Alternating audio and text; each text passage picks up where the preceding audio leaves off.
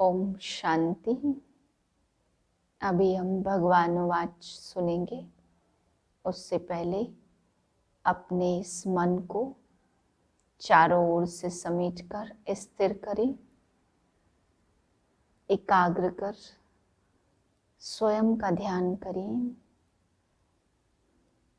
इस शरीर से अलग मैं एक चैतन्य शक्ति हूँ। शरीर से अलग होने की फीलिंग अनुभव हो रही है। एकांत में चले जाएं मन से, सब कुछ भूलकर आत्मा का स्वरूप दिखाई दे और एक शिव पिता की याद।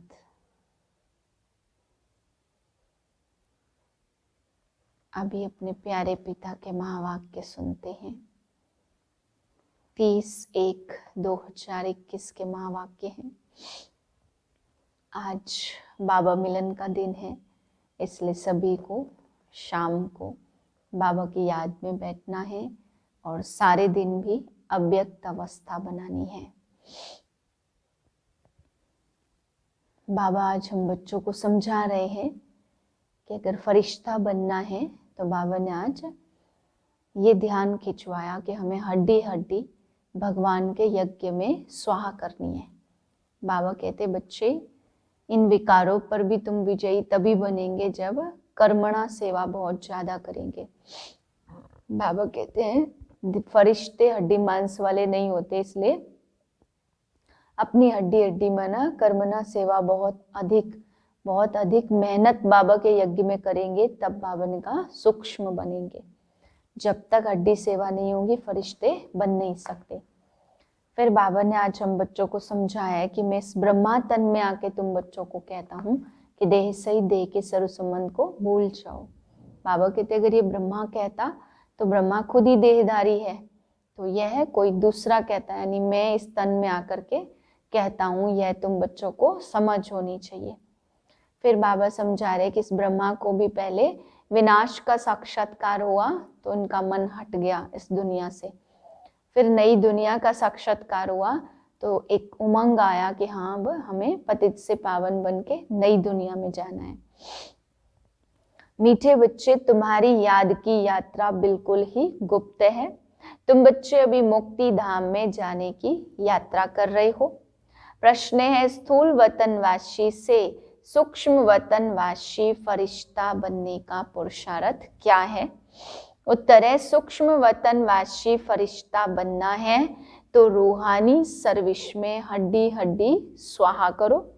बिना हड्डी स्वाहा किए फरिश्ता बन नहीं सकते, क्योंकि फरिश्ते बिगर हड्डी मांस के होते हैं। इस बेहद की सेवा में दधीची ऋषि की तरह हड्डी हड्डी लगानी है, तभी व्यक्त से अव्यक्त बनेंगे। गीत है धीरज धर मनवा, तेरे सुख के दिन आए कि आए हैं। ओम शांति। बच्चों को इस गीत से इशारा मिला कि धीरज धरो। बच्चे जानते हम श्रीमत पर पुरुषार्थ कर रहे हैं और जानते हैं कि हम इस गुप्त योग की यात्रा पर हैं। वह यात्रा अपने समय पर पूरी होनी है।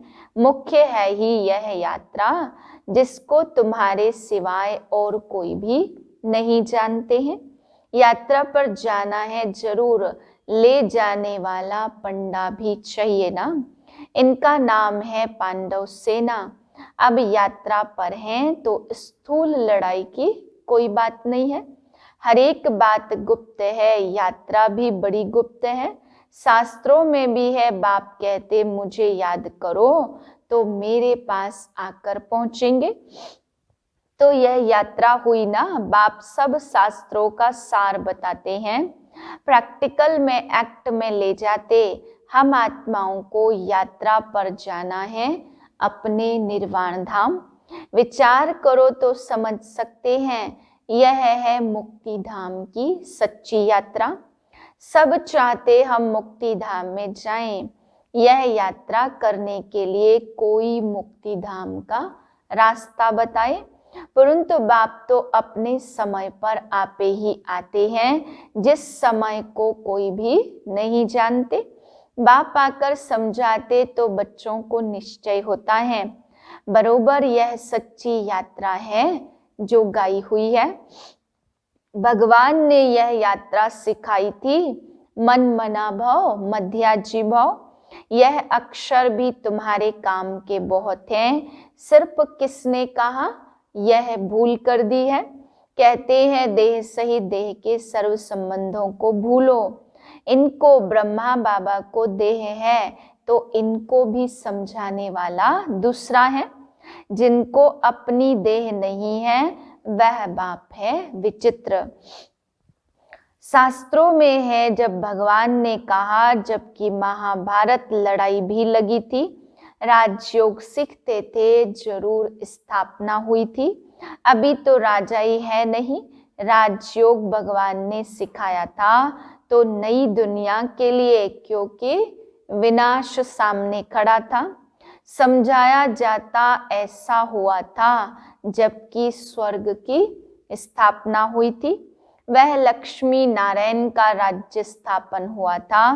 अभी तुम्हारी बुद्धि में है सतयुग था, अभी फिर कलयुग है। ऐसा तो कोई कह न सके मैं परम धाम से आया हूं तुमको वापस ले जाने। परमपिता परमात्मा ही कह सकते ब्रह्मा द्वारा, और किसके द्वारा भी कह नहीं सकते। सूक्ष्म वतन में है ही ब्रह्मा विष्णु शंकर, तो ब्रह्मा के लिए भी समझाया है कि वह है अव्यक्त ब्रह्मा और यह है व्यक्त ब्रह्मा। तुम अभी फरिश्ता बनते हो तो फरिश्ते स्थूल वतन में नहीं होते। फरिश्तों को हड्डी मांस नहीं होता है। यहाँ इस रूहानी सर्विस में हड्डी आदि सब खलास कर देते हैं, फिर फरिश्ते बन जाते। अभी तो हड्डी है ना, यह भी लिखा है अपनी हड्डियां भी सेवा में दे दी। गोया अपनी हड्डियां खलास करते हैं। स्थूल वतन से सूक्ष्म वतन वासी बनना है, तो यहाँ हम हड्डी देकर सूक्ष्म बन जाते हैं। इस सर्विस में सब स्वाहा करना है, तो याद में रहते रहते हम फरिश्ते बन जाएंगे। यह भी गाया हुआ है, मिरुआ मौत मलुक का शिकार। मलुक फरिश्ते को कहते हैं। तुम मनुष्य से फरिश्ते बनते हो तो तुमको देवता नहीं कह सकते। यहाँ तो तुमको शरीर है ना। सूक्ष्म वतन का वर्णन अभी होता है। योग में रह फिर फरिश्ते बन जाते। पिछाड़ी में तुम फरिश्ते बन जाएंगे तो तुमको सब साक्षात्कार होगा और खुशी भी होगी। मनुष्य तो सब काल का शिकार हो जाएंगे। तुम्हारे में जो महावीर हैं वह तो अडोल रहेंगे। बाकी क्या क्या होता रहेगा, विनाश की सीन तो होनी है ना। अर्जुन को विनाश का साक्षात्कार हुआ, एक अर्जुन की बात नहीं है। तुम बच्चों को विनाश और स्थापना का साक्षात्कार होता है, तो पहले पहले बाबा को भी विनाश का साक्षात्कार हुआ। बाप कहते यह पतित दुनिया में देवताओं के पैर आ न सके तो जरूर पतित दुनिया का विनाश चाहिए ना। विनाश तो सबका होना है, इसमें डरने की बात नहीं है। पतित पावन को बुलाते जबकि वह आते हैं तो खुशी होनी चाहिए ना। बाप कहते विकारों में मत जाओ, इन विकारों पर जीत पाओ, व दान दे दो तो ग्रहण छूटे। भारत का ग्रहण छूटता जरूर है। काले से गोरा बनना है तो सतयुग में पवित्र देवताएं थे, वह जरूर यहाँ बने होंगे। तुम जानते हो हम श्रीमत से निर्विकारी बनते, तो भगवानों वाच यह है गुप्त। श्रीमत पर चलकर तुम बादशाही पाते हो, तो बाप कहते तुमको नर से नारायण बनना है। सेकंड में राजाई मिल सकती है। शुरू में बच्चियां 4-5 दिन भी वैकुंठ में जाकर रहती थी। शिव बाबा आकर बच्चों को वैकुंठ का भी साक्षात्कार कराते थे। देवताएं आते थे कितना मान शान से, तो बच्चों को दिल अंदर लगता है बरोबर गुप्त वेश में आने वाला बाप हमको समझा रहे हैं। ब्रह्मा तन में आते तो ब्रह्मा का तन तो यहाँ चाहिए ना। प्रजापिता द्वारा स्थापना बाबा ने समझाया, कोई भी आते तो उनसे पूछो किसके पास आते हो। बीके के पास। अच्छा, ब्रह्मा का नाम कभी सुना है? प्रजापिता तो है ना, तो यह है ब्रह्मा मुख वंशावली। बाप आकर ब्रह्मा द्वारा समझाते, शूद्रों को तो नहीं समझाएंगे। यह ब्रह्मा मुख वंशावली ब्राह्मण शिव बाबा ने ब्रह्मा द्वारा हमको अपना बनाया है। यहाँ हमको दादे का वर्षा मिलता है। भगवानो वाच, वह निराकार होने के कारण इनके शरीर का आधार लेकर नॉलेज सुनाते। प्रजापिता के तो सब बच्चे हैं ना। शिव बाबा है दादा, उन्होंने एडॉप्ट किया है। तुम जानते हो हम दादे से पढ़ रहे हैं ब्रह्मा द्वारा। यह लक्ष्मी नारायण दोनों स्वर्ग के मालिक है ना। भगवान तो एक ऊंचते ऊंच निराकार ही है। बच्चों को धारणा बड़ी अच्छी होनी चाहिए। पहले पहले समझाओ, 2 बाप हैं भक्ति मार्ग में, स्वर्ग में है एक बाप। महिमा एक की है, वह एक बाप ही आकर पतितों को पावन बनाते। मनुष्य थोड़ी समझते, वह तो पास्ट की कथा बैठ लिखते हैं। तुम अभी समझते, बरोबर बाप ने राजयोग सिखाया, जिससे बादशाही मिली। 84 का चक्र लगाया, तो अभी हम पढ़ रहे हैं, फिर 21 जन्म तक राज्य करेंगे। ऐसे देवता बनेंगे, ऐसे कल्प पहले भी बने थे। बाबा पूछते, 84 जन्मों का चक्र लगाया, अब फिर सतयुग त्रेता में जाएंगे। तब तो बाप पूछते, आगे कितने बारी मिले हो। यह प्रैक्टिकल बात है ना। नाम भी कोई सुने तो समझेंगे 84 का चक्र तो जरूर है। जो पहले वाले होंगे उनका ही चक्र पूरा हुआ होगा। बुद्धि से काम लेना है। इस मकान में, इस ड्रेस में, बाबा हम आपसे अनेक बार मिलते हैं और मिलते रहेंगे। पतित से पावन, पावन से पतित होते आए हैं, तो कोई चीज सदैव नई ही रहे, यह हो नहीं सकता।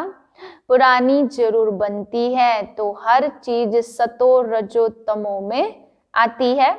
अभी तुम बच्चे जानते हो, नई दुनिया आ रही है, उसको स्वर्ग कहा जाता। यह है नरक और वह है पावन दुनिया। बहुत पुकारते, हे पतित पावन, हमको आकर पावन बनाओ, क्योंकि दुख जास्ती होता जाता। परंतु यह समझते नहीं है कि हम ही पूज्य थे, तो फिर हम ही पुजारी बने। द्वापर में पुजारी बने, अनेक धर्म होते गए हैं। बरोबर पतित से पावन और पावन से पतित होते आए। भारत के ऊपर ही खेल है। तुम बच्चों को अब स्मृति आई है, अब तुम शिव जयंती मनाते हो। बाकी और कोई शिव को तो जानते ही नहीं है। हम जानते हैं, बरोबर हमको राजयोग सिखलाते। ब्रह्मा द्वारा स्वर्ग की स्थापना हो रही है।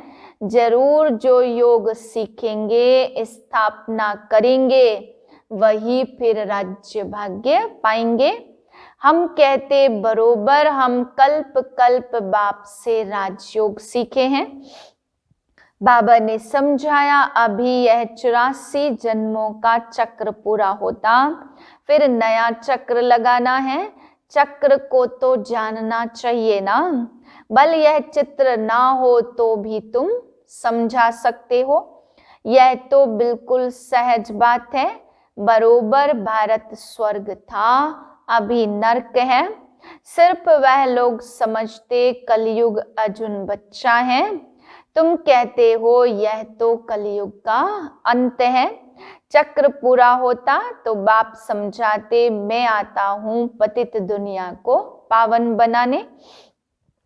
वहां आत्मा को ऑर्गन्स न होने के कारण कुछ बोलती नहीं है। शांति वहां सबको मिलती है। यह है दुख धाम। सतयुग में संपूर्ण निर्विकारी और यहाँ है संपूर्ण विकारी। बाबा गुप्त वेश में तुम्हारा कल्याण कर रहे हैं। तो बाप कहते जो महावीर होंगे वह कहाँ भी जाकर युक्ति से सुनेंगे।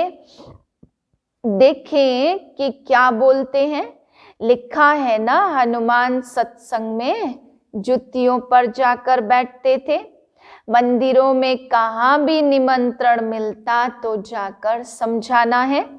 दिन प्रतिदिन तुम होशियार होते जाते हो। सबको बाप का परिचय तो देना ही है। ट्रायल करनी होती है। यह तो गाया हुआ है। पिछाड़ी में सन्यासी राजाएं आदि आए। राजा जनक को सेकंड में जीवन मुक्ति मिली। वह फिर जाकर त्रेता में अनुजनक बना। अच्छा मीठे मीठे सिकिलधे बच्चों प्रति माता पिता बाप दादा का याद प्यार गुड मॉर्निंग। रूहानी बाप की रूहानी बच्चों को नमस्ते। हम रूहानी बच्चों की रूहानी बाप को नमस्ते। धारणा के लिए पहली पॉइंट, अंतिम विनाश की सीन देखने के लिए अपनी स्थिति महावीर जैसी निर्भय अडोल बनानी है। गुप्त याद की यात्रा में रहना है। दूसरी पॉइंट है अव्यक्त वतनवासी फरिश्ता बनने के लिए बेहद सेवा में दधीची ऋषि की तरह अपनी हड्डी हड्डी स्वाहा करनी है। वरदान है एकांत और अंतर्मुखता के अभ्यास द्वारा स्वयं को अनुभवों से संपन्न बनाने वाले माया जीत भाव। नॉलेजफुल के साथ पावरफुल अर्थात अनुभवी मूर्त बनने के लिए एकांतवासी और अंतर्मुखी बनो। डगमग होने का कारण है अनुभव की कमी। इसलिए सिर्फ समझने समझाने वाले या मनन मूर्त नहीं बनो।